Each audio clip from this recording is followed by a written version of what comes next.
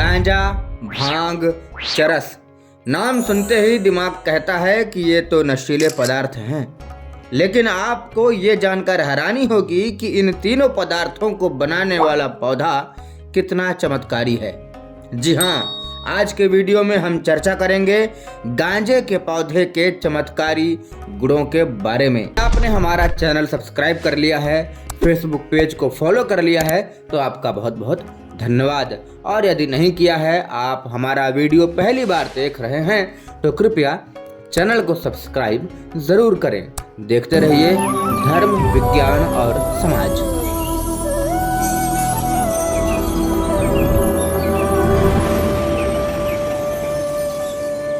नमस्कार दोस्तों, अभी तक हम गांजे के बारे में यही जानते थे कि ये एक प्रकार का नशीला पदार्थ है जिसे चिलम में भरकर धूम्रपान के रूप में अथवा पीसकर भांग के रूप में या फिर चरस के रूप में सेवन किया जाता है। आपको यकीन नहीं होगा, लेकिन ये सच है जो प्रकृति के किसी वरदान से कम नहीं है। भांग का एक टुकड़ा खेत 25 एकड़ जंगल के बराबर ऑक्सीजन पैदा करता है। 1 एकड़ जमीन पर उगाए गए गांजे से 4 एकड़ क्षेत्र में लगे पेड़ों के बराबर कागज का उत्पादन किया जा सकता है। पेड़ों की लकड़ी को सिर्फ 3 बार ही कागज के रूप में परिवर्तित किया जा सकता है, लेकिन गांजे के पौधे को 8 बार कागज के रूप में परिवर्तित किया जा सकता है। एक पेड़ कम से कम 20 से 25 साल में तैयार होता है, लेकिन गांजे का पौधा सिर्फ 4 महीने में तैयार हो जाता है। भांग या गांजे को पूरी दुनिया में कहीं भी उगाया जा सकता है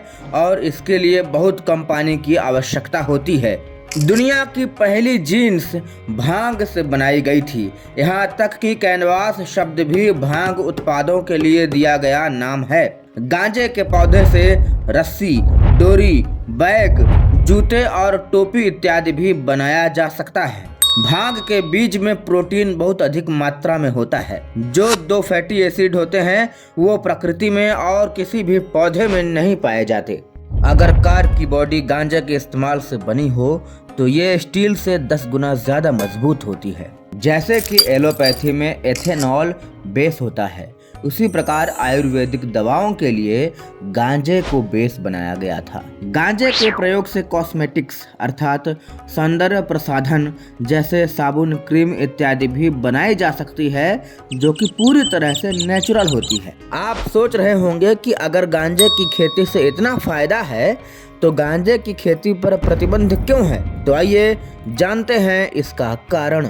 अमेरिका में 18वीं शताब्दी में गांजे का उत्पादन अनिवार्य था और जो किसान गांजे की खेती नहीं करते थे उन पर बैन लगा दिया गया था। और हस्ट 1900 के दशक में अमेरिका के समाचार पत्र, पत्रिकाओं और मीडिया के मालिक थे।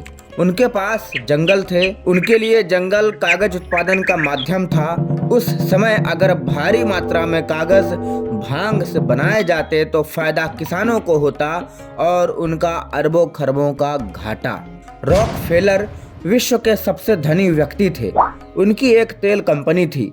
भांग से बना तेल उनके लिए दुश्मन जैसा था। इसके अतिरिक्त मेलन ड्यूपॉन्ट में एक प्रमुख शेयर होल्डर था। उसके पास पेट्रोलियम पदार्थों से प्लास्टिक निर्माण का पेटेंट था और भांग उनके बाजार के लिए खतरा था। बाद में मेलन अमेरिकी राष्ट्रपति हूवर के कोषागार के सचिव बने। अभी हमने जिन बड़े नामों का जिक्र किया, उन्होंने अपनी बैठक में तय किया कि भांग यानी कि गांजा उनका सबसे बड़ा दुश्मन है। इसके बाद उन्होंने marijuana शब्द के साथ लोगों के दिमाग में गांजे को जहरीली और नशीली दवा के रूप में प्रचारित किया। इसके लिए उन्होंने समाचार पत्र, पत्रिकाओं का भी सहारा लिया। परिणाम स्वरूप भांग से बनी दवाओं को मार्केट से हटा दिया गया, उसकी जगह रासायनिक दवाओं ने ले ली। कागज के लिए आज जंगलों का सफाया हो रहा है। कीटनाशक और कैंसर का नशा बढ़ रहा है और साथ ही हमने दुनिया को खतरनाक प्लास्टिक के कचरे से भर दिया है। 1895 में ब्रिटिश हेम्प कमीशन रिपोर्ट बनाई गई जो 3000 से अधिक पेजों की थी। वो एक ऐसी शुरुआत थी जिसके माध्यम से हमारे गांजा, आयुर्वेदा और कल्चर पर रोक लगाने की मुहिम प्रारंभ हुई। उसी टाइम पे अंग्रेजों ने शराब और एलोपैथिक दवाएं लॉन्च की। आज तक गांजे से किसी की मृत्यु नहीं हुई, लेकिन शराब और एलोपैथिक दवाओं से कई लोगों की मृत्यु हो चुकी है। पिछले 10-20 सालों में 20 से अधिक देशों ने गांजे की खेती को लीगल कर दिया है। आज उन्हें ये बात समझ में आई, जबकि आयुर्वेदा के जानकार हमारे ऋषि मुनियों ने हजारों लाखों साल पहले ही गांजे के बारे में बता दिया था तथा रोग के अनुसार दवा बनाने की प्रक्रिया भी बताई थी। शिव पुराण में भी गांजे का उल्लेख है कि अमृत मंथन के बाद अमृत की अंतिम बूंद से गांजे की उत्पत्ति मानी जाती है। यहाँ तक कि हिरोशिमा और नागासाकी, जहाँ परमाणु बम गिराए गए थे, आज पिछले 10 सालों से वहां गांजे की खेती हो रही है, क्योंकि गांजा परमाणु के प्रभाव को कम करता है। लगभग 100 प्रकार की बीमारियां जो मेंटल डिसऑर्डर और नर्वस सिस्टम से संबंधित हैं, जैसे कि अल्जाइमर, टीबी, HIV, कैंसर इत्यादि का सफलतापूर्वक इलाज आज गांजे के माध्यम से विदेशों में किया जा रहा है। आयुर्वेद में तो बहुत पहले ही इसके बारे में बता दिया गया था। इजरायली वैज्ञानिक राफेल मैचोलम, जिन्हें कैबिनेस अनुसंधान अर्थात गांजे के चमत्कारी गुणों की खोज के लिए गॉडफादर कहा जाता है, राफेल मैचोलम ने 20 वर्षों तक गांजे के चमत्कारी गुणों पर रिसर्च की। उस रिसर्च पर आधारित किताब की कीमत आज 40,000 रुपए है। इन सब के अतिरिक्त भारत के ग्रंथों को पढ़ने के बाद उनका कहना यह भी है कि भारत ने इस विषय पर विस्तृत खोज की है और बहुत पहले ही भारत ने गांजे के विषय में अपनी खोज कर ली थी।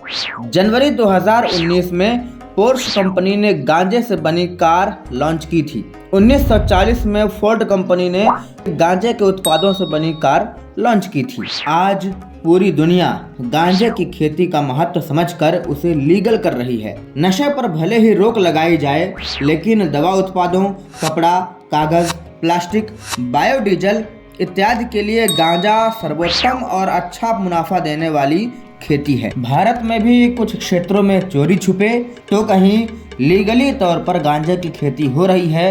उत्तराखंड जैसे क्षेत्रों में आज कई किसान गांजे की खेती करके अच्छा खासा मुनाफा कमा रहे हैं।